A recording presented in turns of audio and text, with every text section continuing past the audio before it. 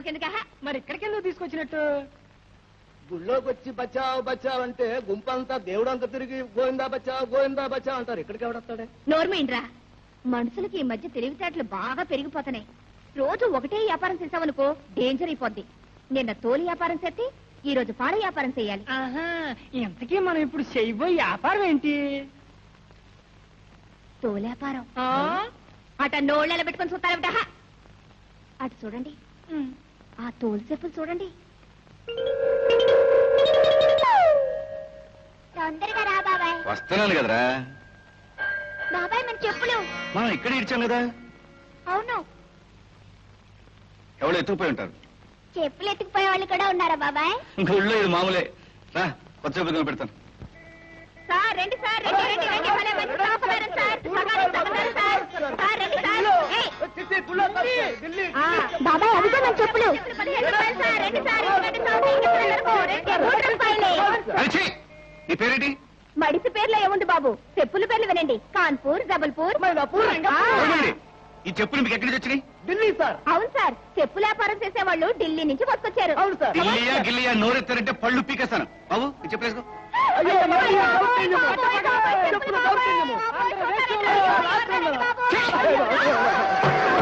అయ్యో, నా చెప్పులు బాబోయ్. ఏయ్, సిగ్గులేదు? చెప్పులు దొంగతనం చేసి బతుకుతావా? ఏం చేయమంటావు గురు? అడగంటే అమ్మైనా అన్నం పెట్టదంటారు. నాకు అమ్మ లేదుగా. ఎక్కడైనా పని చేసుకు బతకొచ్చుగా. అది అయిపోయింది.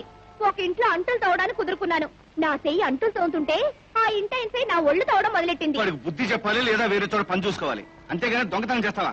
కడుపు నింపుకోవడం కోసం ఒళ్ళమ్ముకుంటున్న ఈ రోజుల్లో నేను చేసే చిన్న దొంగతనం తప్పంటావు. సమర్థించుకోవాలని ప్రయత్నించుకో. బ్రతకాలంటే తప్పుడు పనులే చేయక్కర్లేదు. ఈ చెప్పులు దొంగతనం చేసే బదులు చెప్పులు గుట్టో బూట్లకు పాలిష్ చేసే బ్రతకొచ్చు. తప్పుడు మార్గంలో 5 రూపాయలు సంపాదించే బదులు శ్రమపడి 1/2 రూపాయలు సంపాదించడంలో అర్థం ఉంది, ఆనందం ఉంది.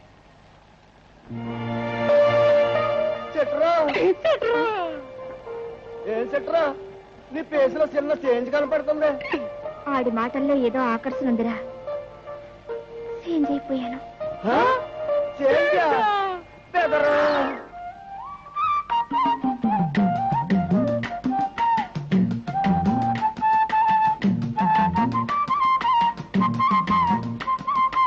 బాబు బాబు బాబు బాబు రండి. నాసే ఏంట్రా ఎదవంతా? నిజంగా మనం ఎదలరా, కాళ్ళు పట్టుకుంటా ఉన్నా కూడా మనతో ఎవడో ఎంచుకుంటలేదు. వాళ్ళకి మనం పూసుకేదల్లా కనపడుతున్నాయో. నిజంగా ఎదలరా. కానీ ఒరే, ఆడపిల్ల కనపడితే చాలు నా కొడుకులు. బాబు, ఆళ్ళు కూడా నా వాళ్ళే. తమరెళ్ళి అక్కడ వేయించుకోండి. చిచి వద్దు. ఆళ్ళు కూడా నేను పూసినట్టే పాలిసి పోస్తారు, నేను కొట్టినట్టే కొడతారు. వెళ్ళి వేయించుకోండి బాబు. నేను నీ దగ్గరే వేయించుకుంటాం. ఇంకా డిసైడింగ్ చేసేసుకున్నాను రా. ఏంట్రో?